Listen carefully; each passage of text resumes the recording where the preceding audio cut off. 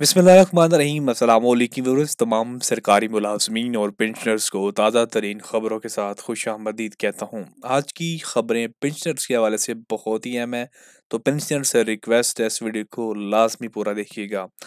अब पेंशनर्स को पेंशन हासिल करने के लिए पेंशन अकाउंट ओपन करवाना लाजमी कर दिया गया है। अब ये कौन से पेंशनर्स को अकाउंट ओपन करवाना पड़ेगा, नए पेंशनर्स को, पुरानों को, फैमिली पेंशनर्स को, तो किन को ओपन करवाना पड़ेगा? तो जी ये पेंशनर्स के लिए नहीं है ये रूल है जी सरकारी मुलाजमीन के लिए, जो कि नए पेंशन निज़ाम के तहत भर्ती किए हैं, कंट्रीब्यूटरी पेंशन के स्कीम के तहत भर्ती किए गए हैं। और ये ओपन 8/1/2024, जो 8/1/2024 के बाद जो भी सरकारी मुलाजमीन भर्ती हुए हैं, वो कंट्रीब्यूटरी पेंशन स्कीम के तहत भर्ती हुए हैं और उनके लिए पेंशन का अकाउंट ओपन करवाना लाजमी है। ये आपको भी पता है कि अब पेंशन का पुराना निज़ाम ख़त्म हो चुका है, नया निज़ाम है कंट्रीब्यूटरी पेंशन का, जिसके तहत आप भी कंट्रीब्यूट करेंगे और गवर्नमेंट आपको देगी। तो ये एक जॉइंट अकाउंट बनाया जाएगा जिसमें आप अपनी तरफ से कंट्रीब्यूशन करेंगे, गवर्नमेंट कंट्रीब्यूट करेगी और उसके ऊपर इंटरेस्ट लगता रहेगा और उसी से आपकी पेंशन निकलेगी एट द एंड जब आप रिटायर होंगे, और उसी से सारा कुछ आपका मैनेज होगा। तो ये पंजाब के लिए ऐलान किया गया है, पंजाब के लिए। तो पंजाब के लिए जी 8/1/2024 का जो है वो यहाँ पे ऐलान किया गया है। वफाक के अंदर इसकी तारीख जो है वो 1 जुलाई 2024 रखी गई है। तो जो भी वफाक के मुलाजमीन है 1 जुलाई 2024 के बाद भर्ती किए हैं, उनके लिए भी ये अकाउंट ओपन करवाना लाजमी करार दिया गया है। केपीके के अंदर भी ये रूल लागू हो चुका है। वहाँ पे उस्ताज़ा और मुलाजमीन ने एहतजाज किया था और अकाउंट ओपन करवाने से इनकार कर दिया था, लेकिन उसमें क्या हुआ कि गवर्नमेंट ने उनकी जो सैलरीज है उनको भी रोक लिया। तो उसके बाद उनको अल्टीमेटली जो है वो ये अकाउंट ओपन करवाना ही पड़ा, क्योंकि ना तो अब उनकी पेंशन चल रही थी और ना ही उनको सैलरी मिल रही थी, तो उनको ये अकाउंट ओपन करवाना पड़ा। अब पंजाब में भी इस रूल को लागू कर दिया गया है और वफाक के अंदर भी अल्टीमेटली ये लागू हो जाएगा।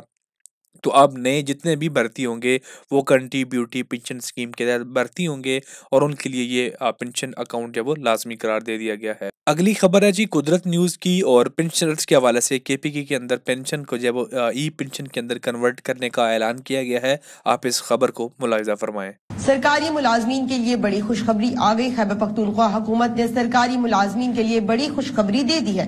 1 जनवरी 2026 से तमाम नए रिटायर होने वाले मुलाजमीन को पेंशन की अदायगी जदीद ई पेंशन सिस्टम के जरिए की जाएगी। अब इससे मिलती जुलती खबर जी मौजूद है जी, जो कि महकमा तालीम से है। महकमा तालीम का एहसन इक़दाम, रिटायरमेंट से पहले ही मुलाजमीन को पेंशन ऑर्डर जारी।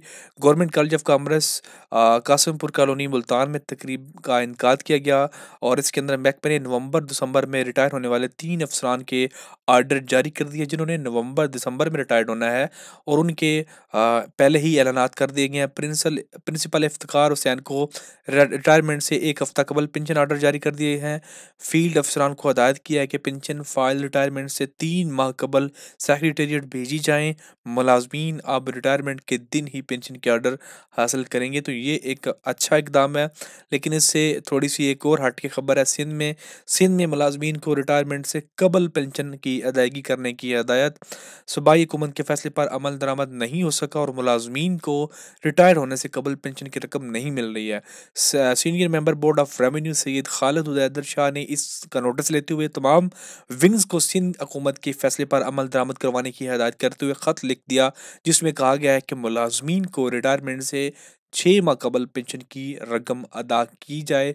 Senior member board of revenue Syed Khalid हदर शाह की जानब से लिखे गए ख़त में मज़ीद कहा गया है कि मुलाजमीन रिटायर होने के बाद पेंशन के लिए ठोकरें ना खाएं, उन्हें रिटायरमेंट से कबल ही पेंशन अदा की जाए।